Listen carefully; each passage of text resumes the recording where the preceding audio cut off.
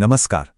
अगर किसी के पास लेबर कार्ड है या फिर कोई इसे बनवाने की सोच रहा है तो ये जानकारी सीधे काम की है। आज हम उत्तर प्रदेश लेबर कार्ड और इसके जरिए मिलने वाली आर्थिक मदद के बारे में सब कुछ समझने वाले हैं। जी हां, बिल्कुल सही सुना। इस एक कार्ड से 1,000 रुपए से लेकर 5,000 रुपए तक का सीधा आर्थिक लाभ मिल सकता है। ये एक ऐसी रकम है जो कई मजदूर परिवारों के लिए एक बड़ा सहारा बन सकती है। तो सवाल ये है कि हमारे मजदूर भाई बहन इस सरकारी मदद तक पहुंच कैसे सकते हैं? देखिए, इसका जवाब है लेबर कार्ड, और हम देखेंगे कि ये कार्ड आखिर काम कैसे करता है। ठीक है, तो चलिए सबसे पहले एकदम बेसिक से शुरू करते हैं। आखिर ये लेबर कार्ड है क्या चीज?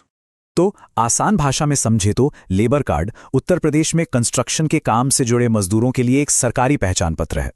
इसे उत्तर प्रदेश भवन एवं अन्य सन्निर्माण कर्मकार कल्याण बोर्ड जारी करता है। पर यह सिर्फ एक पहचान पत्र नहीं है, बल्कि ये कई सरकारी योजनाओं का दरवाजा खोलने वाली एक चाबी है। चलिए अब आते हैं सबसे जरूरी बात पर कि इस कार्ड से कौन कौन से खास आर्थिक फायदे मिलते हैं। आइए एक एक करके इन पर नजर डालते हैं। सबसे पहला फायदा है भरण पोषण सहायता। इसके तहत सरकार समय समय पर मजदूरों के बैंक खाते में सीधे 1,000 से 2,000 रुपए तक की मदद भेजती हैं, ताकि उनकी रोजमर्रा की जरूरतें पूरी हो सकें। इसके बाद आती है एक और बड़ी योजना, श्रमिक सहायता योजना। इस स्कीम के जरिए मजदूरों को 3,000 से लेकर 5,000 रुपए तक की सहायता मिल सकती है। आप सोच सकते हैं कि ये एक बहुत बड़ी मदद है। और ये देखिए, ये स्कीम तो सीधे सीधे परिवार के भविष्य से जुड़ी है। अगर किसी मजदूर का बच्चा पढ़ रहा है तो सरकार उसकी पढ़ाई में मदद के लिए 1,000 से 5,000 रुपए तक की स्कॉलरशिप भी देती है। तो ठीक है, फायदे तो हमने देख लिए।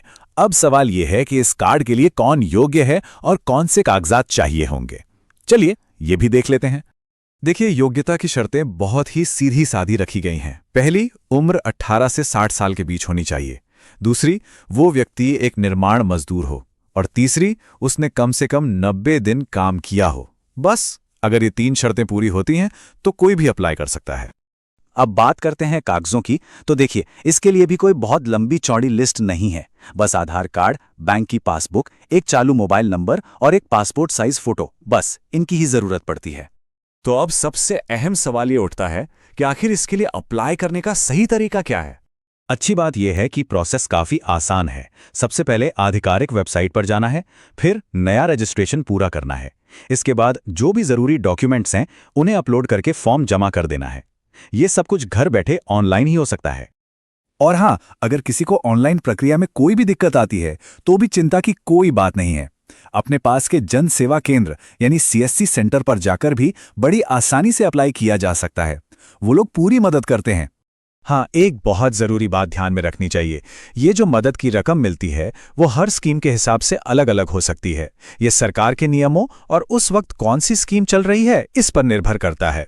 तो आखिर में एक सवाल ये उठता है कि क्या ये एक छोटा सा कार्ड सच में एक मजदूर के परिवार के लिए एक बड़ा आर्थिक सहारा बन सकता है? बच्चों की पढ़ाई से लेकर घर के खर्च तक इसके फायदे वाकई बहुत दूर तक जाते हैं।